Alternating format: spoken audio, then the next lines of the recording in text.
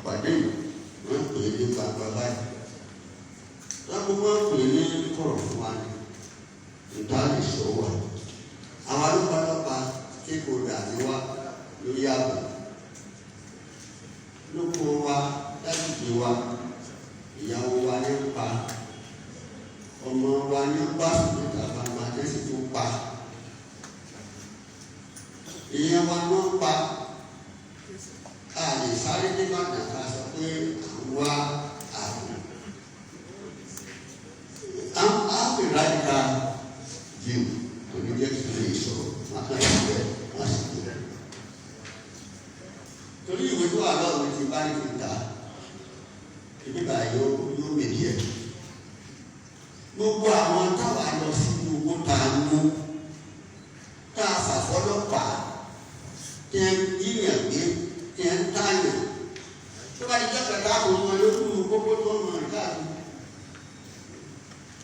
gómìnà wa ń ṣe tó dà ṣùgbọ́n constitution tá a ń lò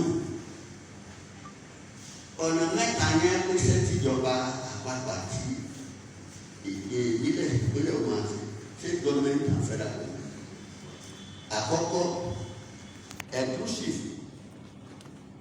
exclusive yìí currency ìjọba àpapọ̀ lórí security ìjọba àpapọ̀ lórí immigration ìjọba àpapọ̀ lórí gbogbo nǹkan bẹ́ẹ̀ lọ ọjà àpapọ̀ ló lágbára lórí ẹ̀. Gómìnà wa lè ṣe tó lè ṣe ó lè ṣe gbogbo tẹ́ ló ṣe tó bá di security kò ṣe tíjọba wa lè ṣe tíjọba àpapọ̀ bá ṣe. Ìjọba wa gómìnà wọn ò lè ránṣẹ́ sọ́dọ̀pàá kó lọ ṣe báyìí táwọn òfin bá sọ pé má dàdó kò lè dàdó má lè dàdó wa jẹ. Àmì kò sí kọ̀mándì gómìnà wa lágbára. Na tá a bá mú ọ̀daràn ti díyàn pé 70% of our farmers ní gbogbo Ìbàràpá wọ́n ti kó lóko ṣètò dákúmọ́. 2018 làwọn ti àwa lọ́balọ́ba lọ́dọ̀ wa nínú ọ̀yọ́ òkè ògùn ibà kìí sí dìde sàbígànà dìde gbogbo lọ́balọ́ba tó wà lókè ògùn kóde ọ̀kẹ́rẹ́ sáà dìde kábíyèsí ògbéjú dìde ta ló sùn wà nígbà tẹ́ ti bẹ̀rẹ̀ ìyáàdì wọ́n gbé ọba wọ́n gbé ìyàwó rẹ̀ wọ́n gbọ́ ọmọ rẹ̀ àwọn aláǹdáwùjọ tá a fi lọ ra padà ní ìgbólé bàbá aṣọ tí bá tíwé tí bá sọ gbogbo àwọn tí ẹ ti gbé tá a gbàlẹ̀ àwọn onífìdíláńtì tiwa ló ń gbó 10 bags of gàrí 10 bags of ẹ̀gbọ́n 10 bags of drink láfàwọn tá a fi sínú gbó àṣẹṣẹ ní màá sọ fún ọlọ́pàá ká bá wọn tó láti dọ́dọ̀ ọlọ́pàá láti wọn mo kọ̀wé rẹ̀ lẹ́mìí ń fi ilẹ̀ fún gómìnà kó lọ wádìí lọ́dọ̀ gbogbo ọlọ́pàá formation ní anti-kidnapping unit ní báyìí wọn ò tí ì sọ nìkan ṣe máa nù wọn not one owó tẹ̀ ẹ̀ná lásán ni there is no appreciable result we are stakeholders we partner with you we have signed with you we spend our money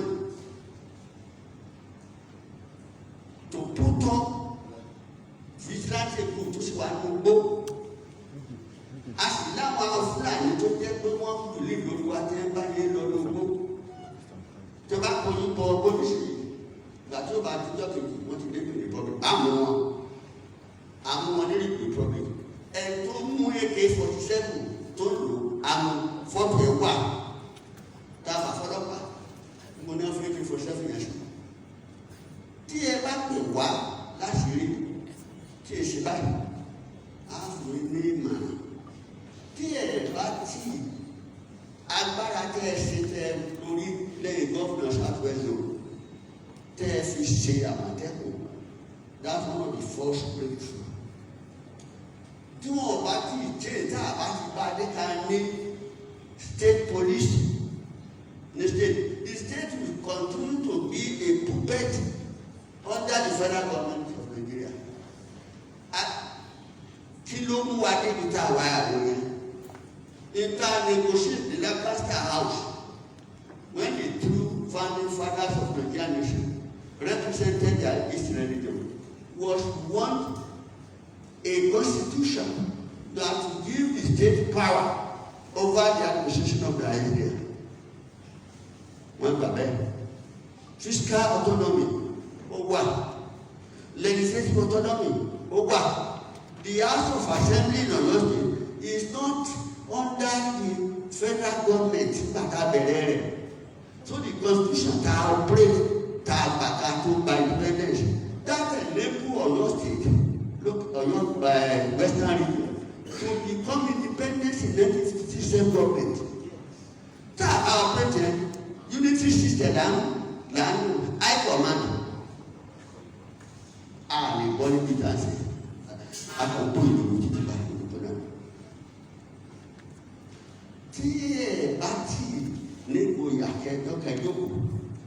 we cannot operate a federal system of government. Advocated one. What we are operating today is unity system of government. Under it, the state government has no power. That is save our money. Once you get somebody arrested and give them to jail, ID ní federal bar SSC commission of police release the person. He cannot listen to you. I'm telling you, I'm a student of contemporary political history of Nigeria. I will tell you, I'm a mathematician and I know. So, who can say,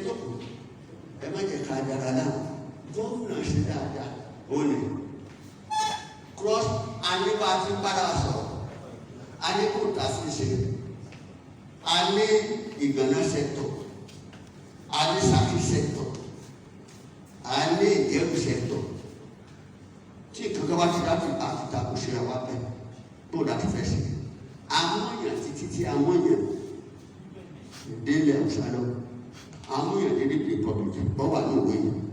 One, I will submit it to the government. This is the original report by our operatives to Anugo.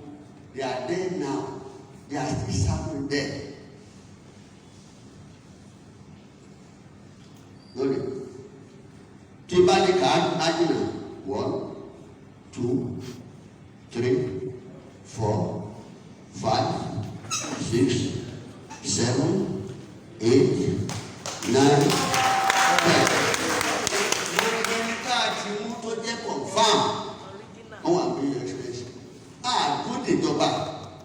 We spent our money in millions just to show you that the traditional rulers are very adjunct to the democratic government. This is a man who to Juba. Many of them are not here today. Can say that this and that's a new. It because a man for water. Now I was glad to it has a woman that I done. Even if you can't back. Ní stéètì rẹ orúkọ rẹ wà iye tí ẹ ń gbà tí ẹ ń tà ó wà ní déètì wà ní with date with everything ó wà ní so next you can put a wonderful device but the operation of the constitution will not allow you to achieve the goal.